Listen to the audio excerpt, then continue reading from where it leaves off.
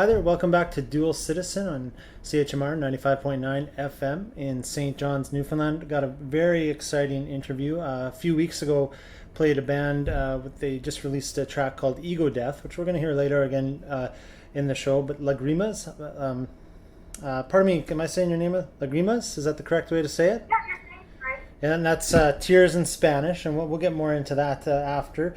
But Lagrimas has just released a new EP, and that's, am I correct? It's called Anxiety Attacks in Autumn? Yeah. Yeah. And we just started the show with the title track, and we're going to listen to the rest of the tracks as the show goes on after we have our interview here. So, yeah, we got Lagrimas here from Houston. Now I'm reading Power Violence Screamo from Houston. Tell me more about the band. There's not I've heard it. I love it. There's not a lot of information online. I'm assuming it's a fairly new act. Yeah, we pretty much just got together like in December, Okay. and like we had a few shows booked, and then coronavirus happened. So like we kind of went on a really short unintentional hiatus. Gotcha. And we're just finally getting stuff back together now. Right. So Ego Death and Anxiety Attacks in Autumn were the brand new, the only releases thus far. Am I correct? Yeah. Okay. Well, let's talk about the name of your band. What inspired that name? Tell. Okay. So basically, I was listening to a Los Crudos song, and but basically in the beginning, like they're talking in Spanish, and he said like Lagrimas because he was talking about like the tears of his people and all this stuff. And I just like it just stood out to me because we were really looking for a band name for a while. Yeah. We could not think of anything, and yeah, so that just stood out to me. It stood out to me too, and I'll tell you why for me, because I've been crying a lot more lately. I don't know, I don't know about you folks, but I've been crying a lot more than I like, and I think of crying as cleansing and a beautiful thing. Yeah, for sure. And does that apply to this music at all? Because is there a cleanse happening when you perform, when you play? Do you feel like you're cleansing? I like to feel like we have more of a cathartic experience than a lot of other bands. Yeah. Mostly because the bands that play in this genre of music are just generally only very fighty and very angry, and it's Right. kind of non-directional anger. While ours is a little bit more towards, a little bit more towards the establishment, kind of like the Yeah, status yeah. quo, especially what the scene itself of the type of music that we play generally is. I mean, it's mostly a white, all male like kind of music scene. So Right. us being multiracial and kind of non-gender conforming Right. provides sort of, I think, in our experience, through our lyrics and through our music, it's just a little bit more cathartic and not just expressive of just the negative emotion of anger, but I think just encompasses a lot more. Yeah, for sure. Excellent. So so now have you ever heard of Newfoundland? Newfoundland, Canada? I have, but that's because I know you. Yeah, it's way out there, so way out on the east. So, but that's tell me about anything you want. I've in all my touring and that I've been through Texas. We've been through Texas, but I've just never hit Houston, and it's another fascinating city in my mindscape. But maybe if you could give us a bit of insight into Houston from your perspective in any way you want.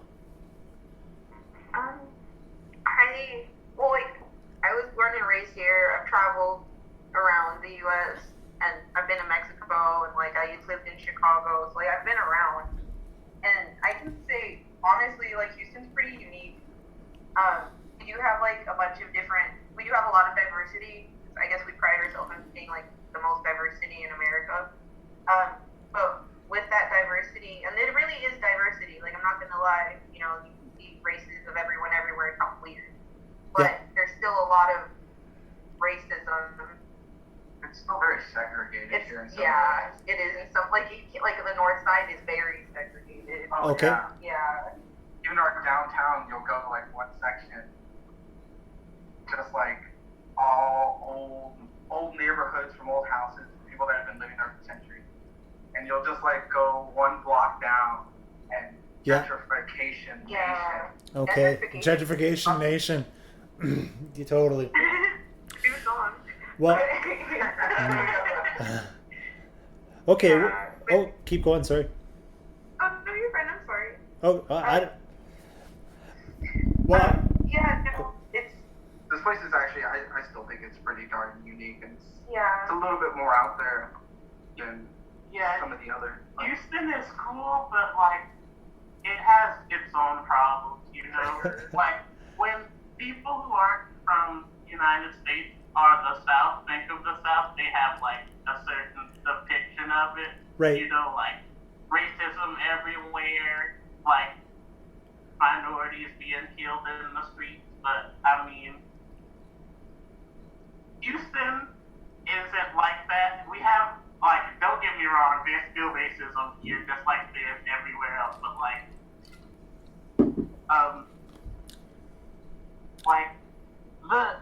the unrealistic view of like Texas that people have, where we're like we're like decades behind everyone else, isn't true.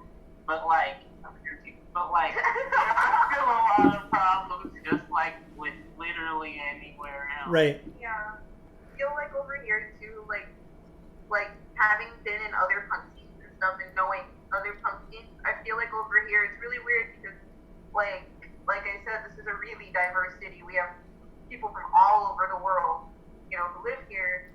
But at the same time, our punk scene is still predominantly a white punk scene. And Okay. Very white. And if you try to speak out against anything, they always take you as being aggressive. And it's so stupid though, because it's like, how are you gonna call me aggressive and this whole genre is aggressive? Like, are you, like, Yeah. yeah, it's so weird. Chill out, power violence screamo from Houston. I'm just joking. Well, it's interesting because today, so we're pre-recording for all our listeners out there, but it's Canada Day, or what a lot of people would call so-called Canada Day on July 1st.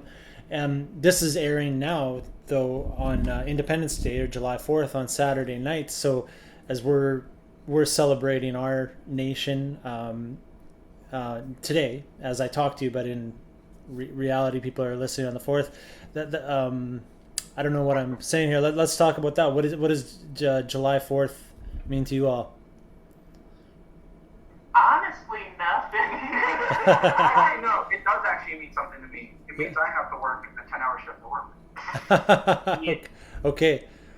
Like when I was younger, when July 4th came around, like I got sort of patriotic. I was like, America, yeah, I'm glad I live here and not somewhere else. But then like I got older, and then like you become more socially aware, then you realize Right. like how much of America is like kind of an awful dump. And like it's nothing to be like super. It's like a garbage fire. We told everybody else. Like, no, I swear to God, it's not a garbage I fire. mean, like the Declaration of Independence was literally a farce.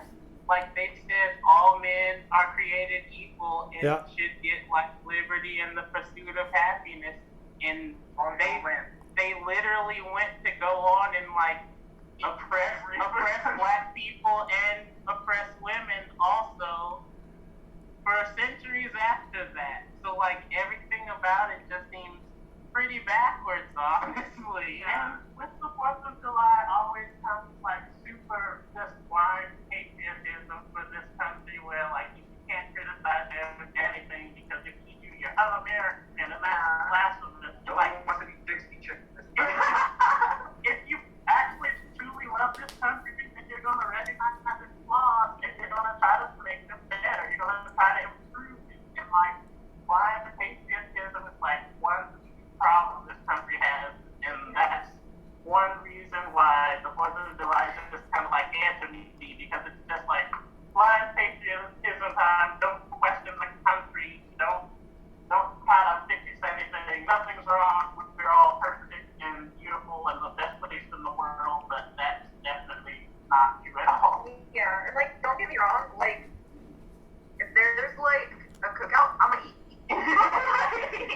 Yeah. At the same time, it's wrong. Like, can I curse on you?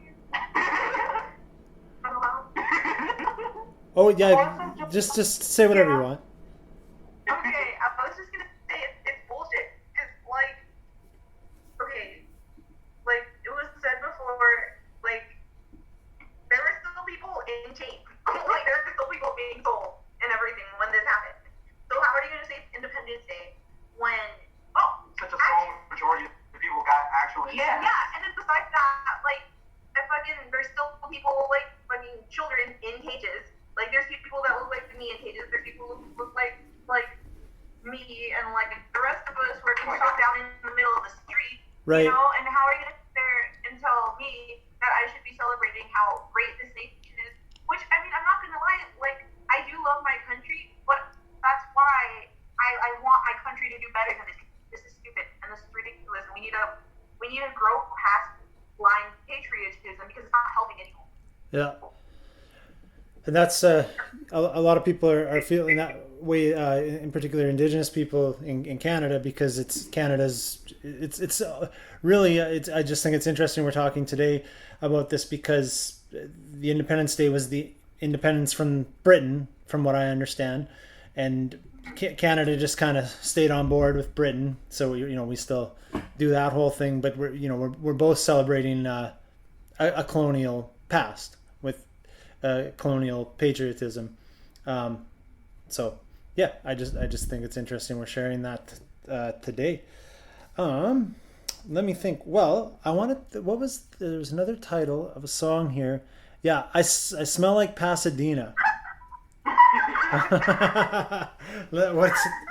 Tell me about that. The song title is very hard.